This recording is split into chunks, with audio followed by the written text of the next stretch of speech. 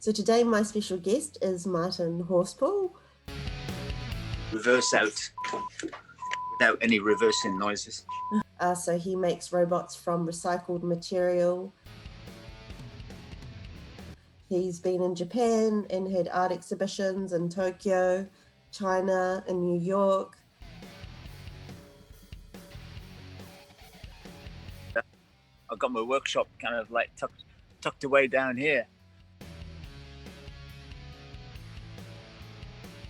He's also a musician, and he was in the Samba tour of Japan in 2018. So it was a real pleasure to interview him today. That's all right. I love talking about myself. What is the concept behind BUGGYROBOT? Started about 13 years ago when I realized that I could develop my drawings. I do this sort of drawing style, sort of illustration with sort of technical drawings. Yeah. I realized I could convert my drawings into real objects, and then I started making bugs and insects, and then it kind of went on to by sort of natural progression, and wanted to do other things apart from insects. I started making robots, so hence the name BUGGYROBOT. I thought I'd put it on the t-shirt. Yeah, it's very cool. I'll walk you into my workshop, and so it's a bit quieter. Little Japanese influence in the bottom of the garden.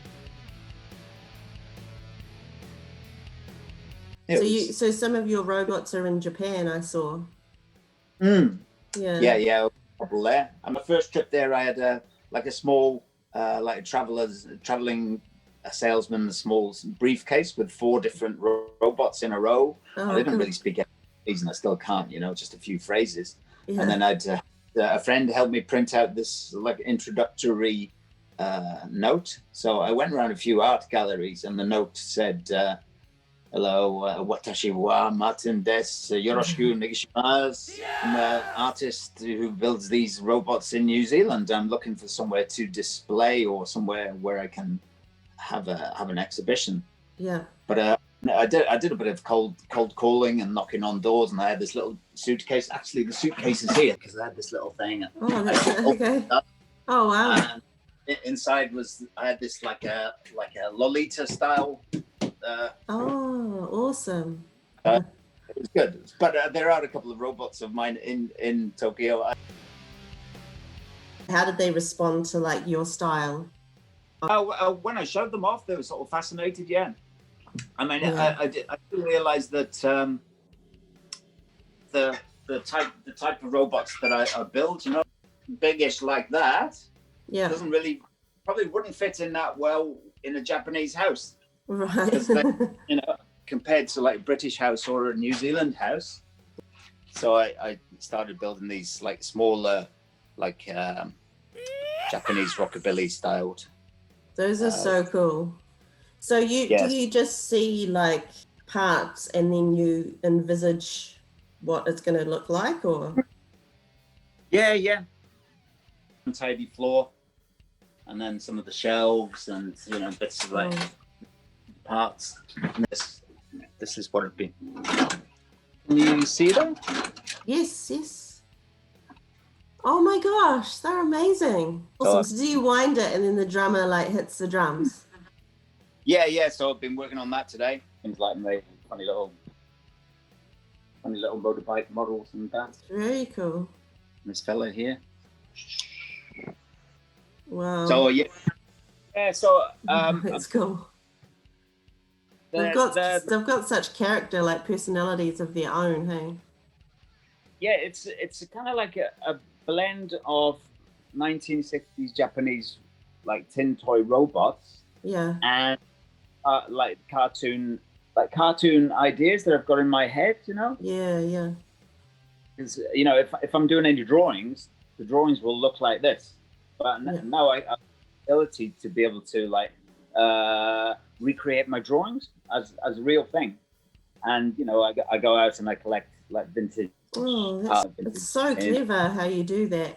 Commissioned pieces to like exhibitions, or people ask me to build something. And you've been to other countries, has that been to show your art? Like I know with New York, you said you had an exhibition in New York with what you're doing. 3 years ago, I took, I went with a small group of New Zealand artists up to Chengdu, up in Sichuan province in China, and we exhibited our own art in Chengdu Design and Creativity exhibition. Yeah. Huge. Yeah. And then since then, I've got an agent in Guangzhou in China, so they've got a consignment of my work over there that they're really trying to get people to see. But you know, it's I mean, it's a small cottage industry, you know, and I can't go like much faster than I can. Yeah. I've realized that, you know, this is what I do. You know, everyone can do it, which is nice. Yeah. And I mean, when I went to Japan, I try and find like old objects. I try and find junk shops. Yeah. But it's very, very hard to find anything that's like over 5 years old. Yeah. Very, not like in New Zealand, you know, you go to an op shop, you find old stuff, or backyard and you find old stuff. Very, very hard in Japan, because I think everything gets like, all the cars get replaced every 5 or 10 years. So. And I found that when I was in Japan, like their sort of, you know, recycling or trash or whatever is still pretty modern. That would still be more modern than New Zealand has reached yet, you know. Did you see the Elvis dances in Tokyo at all? Yeah, went to visited them a couple of times. Got to like a Facebook friend of one of them, and really? they're very, very staunch, very hard to. But you know, I broke the ice and gave them some gifts, and we had a really good chat with them. That was really nice. Oh, cool! I think they do it every Sunday, eh? I think. Sunday, yeah. And the guy that had bigger hair than that, I was like so impressed. Have you? I thought, God, there's no way he's turned up on a motorbike. His hair was like. Yeah. Oh, you have two. Oh yeah. That's so cool. How did you get the material for the clothes? Is it actual kimono material or? They are actually really Japanese dolls, and I bought them really cheap because their heads were missing. Yeah, they're neat, aren't they?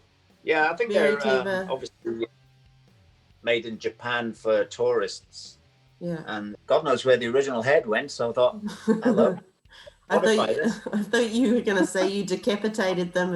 Thanks so much for taking time out, eh? Pretty fascinating.